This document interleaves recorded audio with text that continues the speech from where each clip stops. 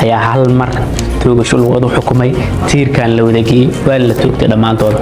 dadkan ay u jeedaan oo Koongalees dhamaantooda waxaan lagu xukumay waa 200 oo dhalinyaro oo saddex kamid ay yihiin halka 297 qof ee muwaadiniin saddex qof kale ee Amerikaan yihiin ayaa hal mar toogasho lagu xukumay tiirkan la wadagay waa la toogtay dhamaantooda Kongo igu soo orad maha ciyaar maaha ragaan waxay sameeyeen hadaa ku sheego waxyaabaysa wax la isku dil ma runaantii marka Soomaaliya ay joogtay dadkan waxay sameeyeen kaliya ciyaal weer ay ahaayeen yani ciyaal weer oo saa'iday ahaayeen hogaayo hubaysan yani qoriyo inay soo qaataan ay dadka dhici jireen badanaan waxay dadku dhici jireen baankado iyo budud iyo ayagoo wataan dadku iska tuuriyay jireen marmara arkaysa ayagoo xaflado ay dhigi jireen yani mararka qaar xaflado ay dhigi jireen xafladoodan wax kale lagu soo bandhigo ayagoo baangada wataan wada cabsan qaylinaayo waxa aragwaa dilina dhahaayaan soo dhigi jireen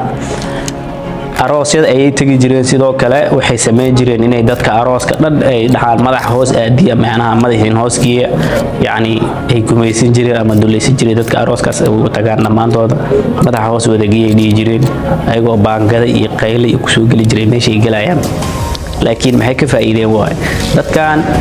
dhamaantooda dad muslimiin way ku jireen dadaan muslimiin ahayn way ku jireen horta inta dhimatay waxa waay ilaahay dambigooda ha u dhaafo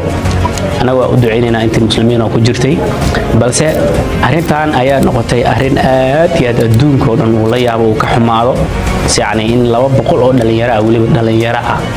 هل مر لو بدو أيوة لو سمين كرينا كان علين وحاس كونغو لكن وحي كفير ستي مصلحة إذا كان شها ودنك يعني إنه ودن كانوا نقضوا ودن دقن وهو النبض كونغو قوات قانين يعني وحي صوب مرتي دقالك وح معي مدح دada la kiid sajiri macna inta la jafo qabiil walba madaxa inta laga gooyo la safi jiro la kiid sajiri macna intaas oo madaxa aniga hayna camal la isdhihi jiray laakiin Kongo hadda hooga nabad ay ku naaloonaysa oo hooga degan marka ragaan waxay ka hor imaadeen xasiloonada iyo yaani deganaanta wadankan ay ka hor imaadeen sidaas darteed ayaa hal mar loo wada toogtay waxa loo wada dileen waa wax Soomaaliyeed intooda badan ay sameeyso ciyaal weeranimada Soomaali waxay ka tahay ciyaal weero ciyaal fay ali iyo waxaasi wadankan waxa waay Soomaaliya buuxu ka buuxad laakiin wadamada qaar ma laga ogolo fowdada iyo waxyaabaha yaani xasiloon darada kiciyo marka waxaan idinku buurinayaa dhamaan يعني أنتي مسلمين وكجرتي إنا أدعيسين يعني إله ونحرسته يعني قاعد حق درنا ديش المللي كرد كان